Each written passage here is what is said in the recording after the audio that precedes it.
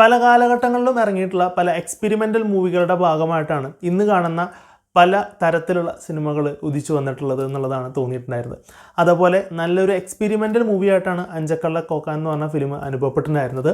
ചെമ്പൻ വിനോദ് ജോസിൻ്റെ സഹോദരനായിട്ടുള്ള ഉല്ലാസ് ചെമ്പൻ ആദ്യമായി സംവിധാനം ചെയ്യുന്ന സിനിമയാണ് ഇത്, അഞ്ചക്കള്ള കോക്കാൻ.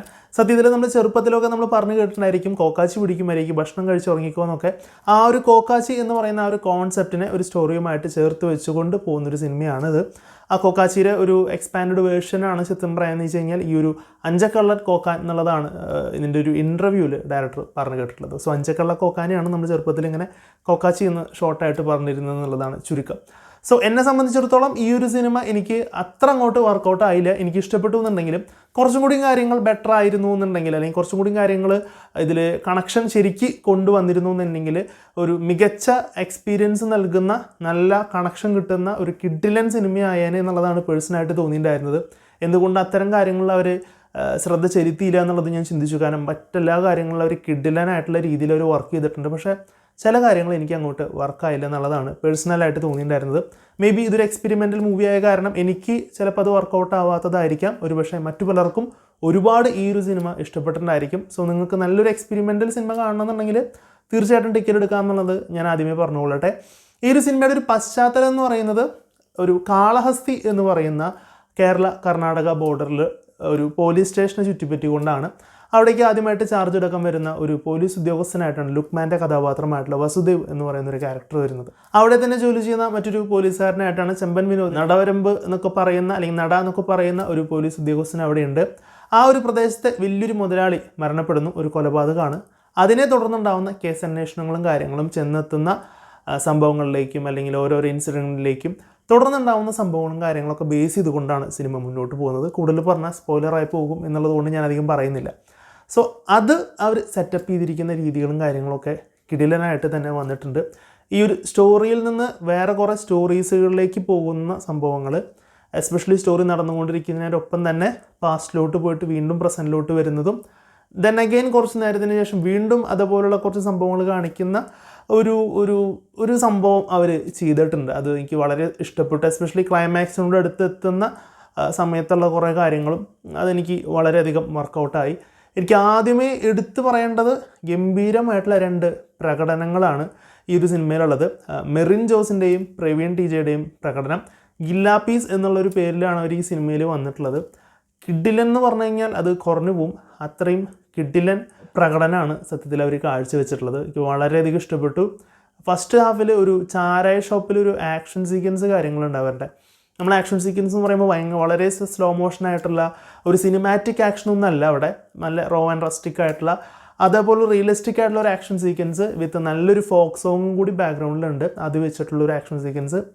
ആ ഒരു സീനിലാണ് സത്യം പറയാൻ വെച്ച് കഴിഞ്ഞാൽ സിനിമയിലോട്ട് പ്രേക്ഷകർ ഇന്നാവുന്നു എന്നുള്ളതാണ് തോന്നിയത്. സത്യം പറഞ്ഞാൽ ഞാൻ ആ ഒരു സിനിമയിലേക്ക് ശരിക്കും ഇന്നായത് ആ ഒരു ആക്ഷൻ സീക്വൻസിൻ്റെ സംഭവങ്ങളും കൊണ്ടാണത് കിടിലനായിട്ട് ചെയ്തിട്ടുണ്ട്. ഇതിൽ മെറിൻ ജോസിനെ പറ്റി പറയുകയാണെന്നുണ്ടെങ്കിൽ അങ്കമാലി ഡയറീസിലെ അപ്പാനി രവിയുടെ അളിയനായിട്ട് വരുന്നൊരു കഥാപാത്രം ചെയ്തിട്ടുണ്ടായിരുന്നു, മരംകൊത്തി എന്ന് പറഞ്ഞിട്ട്. ആ ഒരു ക്യാരക്ടറാണ് ഇതിൽ. പ്രവീൺ ടി ജെ എന്ന് പറയുന്നത് ഇപ്പോൾ ലേറ്റസ്റ്റ് ഇറങ്ങിയിട്ടുണ്ടായിരുന്ന ആമസോണിലൂടെ പുറത്തിറങ്ങിയിട്ടുണ്ടായിരുന്ന പോച്ചർ എന്ന് പറഞ്ഞ സീരീസിൽ പൊയ്യ എന്ന് പറഞ്ഞൊരു വേഷം ചെയ്തിരുന്നു. അതും ശ്രദ്ധിക്കപ്പെട്ടിരുന്നൊരു വേഷം തന്നെയായിരുന്നു. അവരാണ് ഈ ഒരു വേഷം ചെയ്തിട്ടുണ്ടായിരുന്നത്. സോ വരും കാലങ്ങളിലൊരു പക്ഷേ അവരുടെ ആ ഒരു റോളുകൾ അല്ലെങ്കിൽ ആ ഒരു ക്യാരക്ടേഴ്സ് ആഘോഷിക്കപ്പെടാനായിട്ടും അല്ലെങ്കിൽ അവരുടെ ആ ഒരു വിഷ്വൽസ് അല്ലെങ്കിൽ ആ ഒരു ക്ലിപ്പ് ബൈറ്റുകൾ കാര്യങ്ങളൊക്കെ വൈറലാവാനായിട്ടുള്ള സാധ്യതകളുണ്ട് എന്നുള്ളതാണ് പേഴ്സണലായിട്ട് തോന്നാനും. അത്ര രസകരമായിട്ടാണ് ചെയ്തിട്ടുണ്ടായിരുന്നത്. മറ്റു കഥാപാത്രങ്ങളെ പറ്റി പറയുകയാണെന്നുണ്ടെങ്കിൽ ചെമ്പൻ വിനോദ് ജോസ് ഇതുവരെ ചെയ്തതിൽ നിന്ന് കുറച്ച് ഡിഫറൻ്റ് ആയിട്ടുള്ളൊരു റോളാണ് ചെയ്തത്. അത് വളരെ നന്നായിട്ടുണ്ടായിരുന്നു. പിന്നെ സെന്തിൽ കൃഷ്ണയുണ്ട്, മണികണ്ഠ ആചാര്യുണ്ട്, അതുപോലെ തന്നെ ഒരുപാട് മേഘ തോമസ് ഒക്കെ ഉണ്ട്. അങ്ങനെ ഒരുപാട് ആക്ടേഴ്സും കാര്യങ്ങളൊക്കെ ഉണ്ടെന്നുണ്ടെങ്കിലും എടുത്തു പറയത്തക്ക റോളായിട്ട് തോന്നിയിട്ടുള്ളത് ഇവരുടെയൊക്കെയാണ്. ലുക്മാൻ ഉണ്ടെന്നുണ്ടെങ്കിലും കുറച്ചും കൂടിയൊക്കെ ബെറ്റർ ആക്കാമായിരുന്നു എന്ന് തോന്നി. നല്ലൊരു പെർഫോമൻസ് എന്നുള്ള രീതിയിലൊന്നും തോന്നിയിട്ടുണ്ടായിരുന്നില്ല. പക്ഷെ നന്നായിട്ട് ചെയ്തിട്ടുണ്ട്, മോശമാക്കിയിട്ടില്ല. ബട്ട് എവിടേക്കോ എന്തൊക്കെ ഒരു പോരായ്മ. ശരിക്കും നമുക്ക് ആ ഒരു ക്യാരക്ടറിന് കുറേ സംഭവങ്ങൾ കാര്യങ്ങൾ ക്ലൈമാക്സിലോട്ട് എത്തുമ്പോൾ വരുന്നുണ്ട്. പക്ഷെ അതൊന്നും നമുക്ക് അങ്ങോട്ട് കിട്ടാത്ത പോലെയാണ് തോന്നിയിട്ടുണ്ടായിരുന്നത്. സോ എന്നെ സംബന്ധിച്ചിടത്തോളം പ്രവീൺ, മെറിൻ, ഓൾസോ ചെമ്പൻ വിനോദ് ജോസ് അവരുടെ ക്യാരക്ടേഴ്സാണ് കുറച്ചുകൂടി എനിക്ക് പേഴ്സണലി വളരെയധികം ഇഷ്ടപ്പെട്ടിട്ടുണ്ടായിരുന്നത്. ഇതോടൊപ്പം തന്നെ ചേർത്ത് വെക്കേണ്ടത് എൻ്റെ ഒരു ടെക്നിക്കൽ ടീമാണ്. കാരണം ഈ ഒരു സിനിമയുടെ സ്റ്റോറി കാര്യങ്ങൾ, ഇതിൻ്റെ ബാക്ക്ഗ്രൗണ്ടിലോട്ട് പോകുന്ന മറ്റ് സംഭവങ്ങൾ കാര്യങ്ങളൊക്കെ പ്രോപ്പറായിട്ട് എക്സിക്യൂട്ട് ചെയ്യണമെന്നുണ്ടെങ്കിൽ നല്ല ഒരു ടെക്നിക്കൽ ടീം വേണം. കാരണം ഈ ഒരു സിനിമയുടെ ഏറ്റവും വലിയ പോസിറ്റീവ് എന്ന് പറഞ്ഞാൽ അത് തന്നെയാണ്. കാരണം നല്ല രീതിയിൽ ഇത് മേക്ക് ചെയ്തിട്ടുണ്ട്. കിഡു മേക്കിംഗ് എന്ന് പറയണം. കാരണം ഉല്ലാസ് ചെമ്പന് നല്ല രീതിയിൽ പണി അറിയാം എന്നുള്ളത് നമ്മൾ ഓൾറെഡി കണ്ടിട്ടുള്ളതാണ്. പാമ്പിച്ചി എന്ന് പറഞ്ഞിട്ടുള്ളൊരു ഷോർട്ട് ഫിലിമിലൂടെ നമ്മൾ ആ ഒരു സംഭവം കണ്ടിട്ടില്ലെങ്കിൽ കണ്ടു നോക്കി നോക്കാം. അപ്പോൾ ഉല്ലാസ് ചെമ്പൻ്റെ മേക്കിംഗ് ശരിക്കും ഇതിൽ ചെയ്തിട്ടുണ്ട് എന്നുള്ളത് നമുക്ക് കുറേ കാര്യങ്ങൾ കാണുമ്പോൾ നമുക്ക് മനസ്സിലാവും. എസ്പെഷ്യലി ഇതിൻ്റെ സിനിമോട്ടോഗ്രാഫി ആണെന്നുണ്ടെങ്കിലും എഡിറ്റിംഗ് ആണെന്നുണ്ടെങ്കിലും കളർ ഗ്രേഡിംഗ് ആണെന്നുണ്ടെങ്കിലും ബാക്ക്ഗ്രൗണ്ട് സ്കോർ, മ്യൂസിക്, ഓൾസോ ഇതിൻ്റെ സൗണ്ട് ഡിസൈൻ, സൗണ്ട് മിക്സിങ് തുടങ്ങിയിട്ടുള്ള എല്ലാ കാര്യങ്ങളും ടോപ്പ് നോച്ച് ആയിട്ടുണ്ട്. കാരണം ഒരു നോർമലി ഇങ്ങനെ ആവറേജ് പോകുന്ന പല കാര്യങ്ങളെയും ഒന്ന് മേലേക്ക് കൊണ്ടെത്തിച്ചിട്ടുള്ളത് ഇത്തരം കാര്യങ്ങളാണെന്നുള്ളത് പറയാതിരിക്കാനായിട്ട് വയ്യ. കാളഹസ്തി എന്ന് പറയുന്ന ആ ഒരു പ്രദേശത്തെ വിഷ്വലി സ്റ്റണ്ണിങ് ആയിട്ട് കുറേ ഷോട്ട്സുകൾ കാണിച്ചിട്ടുണ്ട്. എപ്പോഴും പറയാറുള്ള കാര്യമാണ്, നമുക്ക് അതിൻ്റെ ഒരു വിഷ്വലിൻ്റെ അതൊരു സ്ക്രീൻഷോട്ട് എടുത്തിട്ട് വാൾപേപ്പറാക്കി ഇടാൻ പറ്റുന്ന രീതിയിൽ അതുപോലെ കിടിലൻ വിഷ്വൽസ് ഉണ്ട്. ആ ഒരു പ്രദേശം കാര്യങ്ങളൊക്കെ കാണിച്ചിരിക്കുന്ന പല പല ഷോട്ടുകളും കളർ ഗ്രേഡിങ് കാര്യങ്ങളൊക്കെ ടോപ്പ് നോച്ചായിട്ടാണ് എനിക്ക് പേഴ്സണലി അനുഭവപ്പെട്ടിട്ടുണ്ടായിരുന്നത്. അതൊക്കെ വളരെ കിടിലനായിട്ടുണ്ടായിരുന്നു. ഇത്രയൊക്കെ പോസിറ്റീവ് ഉണ്ടെന്നുണ്ടെങ്കിൽ പോലും ഇതിലൊരു കുറച്ച് പോരായ്മയായിട്ട് തോന്നിയിട്ടുണ്ടായിരുന്നത് ഇതിലെ ക്യാരക്ടേഴ്സ് ഒന്നും തന്നെ നമുക്ക് അങ്ങോട്ട് കണക്ഷൻ കിട്ടുന്നില്ല എന്നുള്ളൊരു പ്രശ്നമുണ്ടായിരുന്നു. മേജറായിട്ട് പറയുകയാണെന്നുണ്ടെങ്കിൽ സിനിമയുടെ ഒരു സെക്കൻഡ് ഹാഫിലോട്ട് അല്ലെങ്കിൽ ക്ലൈമാക്സിലോട്ട് എത്തുമ്പോൾ ചില ക്യാരക്ടേഴ്സ് പുതിയതായിട്ട് വരുന്നുണ്ട് സിനിമയിലോട്ട്. അപ്പോൾ ആ ഒരു ക്യാരക്ടേഴ്സിൻ്റെ പ്രശ്നങ്ങൾ, പെയിൻ, വേദന അതൊന്നും നമുക്ക് ഇങ്ങോട്ട് കിട്ടുന്നില്ല. ഒരു റിവെഞ്ച് കാര്യങ്ങളൊക്കെ വരുന്നുണ്ട്, അതൊന്നും നമുക്ക് കണക്റ്റ് ആവാത്ത പോലെ തോന്നി. ആ ഒരു ഇവരെന്തിനാണ് ഇതൊക്കെ ചെയ്യുന്നത് എന്നുള്ളത് നമുക്കും കൂടിയും ഒരു ഫീല് വരത്തക്ക രീതിയിൽ നമുക്കും ഇതിൻ്റെ ഒരു ഭാഗമാവണം എന്നുള്ള ഒരു സംഭവം, അല്ലെങ്കിൽ നമുക്ക് റിവെഞ്ച് ചെയ്യണം എന്നുള്ള തരത്തിലുള്ള ഒരു സംഭവം കാര്യങ്ങൾ ഇവിടെ നമുക്ക് അത്രയ്ക്കും കണക്റ്റായിട്ട് തോന്നി. അത് കുറച്ചും കൂടിയും ഡീപ്പായിട്ട് കാണിക്കാമായിരുന്നു എന്നുള്ളതാണ് തോന്നിയത്. കാരണം ആ ഒരു ഫീലും കാര്യങ്ങളും പ്രേക്ഷകരിലേക്ക് കിട്ടുന്നതിനായിട്ട് അത് വളരെ ഫ്ലാറ്റായ പോലെയൊക്കെ തോന്നിയിരുന്നു.